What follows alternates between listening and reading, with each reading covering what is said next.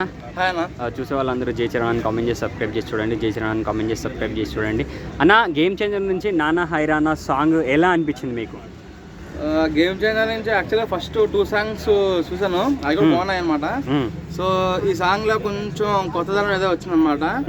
ఎందుకంటే శంకర్ గారు సాంగ్స్ లో రిచ్నెస్ ఏదైతే ఉందో సో మనం ఈ సాంగ్ లో చూడొచ్చు అది.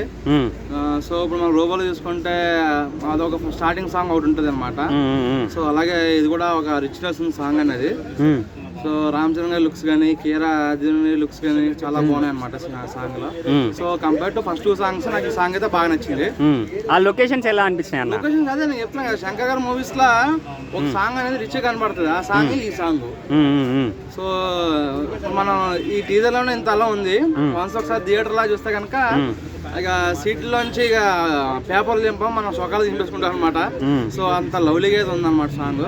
సో తమన్ గారు కూడా ఈ సాంగ్ చాలా బ్యూటిఫుల్ గా కొట్టడం జరిగింది. ఎక్కువ ఆయనకి పలానా సాంగ్ కాపీ కొట్టారు, పలానా సాంగ్ కాపీ కొట్టారు అన్నారు. సో ఈ సాంగ్ అనేది చాలా ప్యూరిఫై చేశారు అనమాట.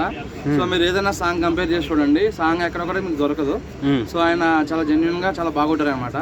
సో మన శంకర్ గారికి ఇట్లు లేవు, ఈ సినిమాతో ఆయనకి పెద్ద బ్లాక్ బస్టర్. అలాగే తమన్ గారు కూడా నెక్స్ట్ స్టేజ్కి వెళ్ళిపోతారనమాట నేను అనుకుంటున్నా. ఇక నెక్స్ట్ రామ్ చరణ్ గారు ఈ సినిమాతో హాలీవుడ్ రేంజ్కి వెళ్ళిపోతారని చెప్పి నేను భావిస్తున్నాను. ఓకే అన్న, థ్యాంక్ యూ సో మచ్.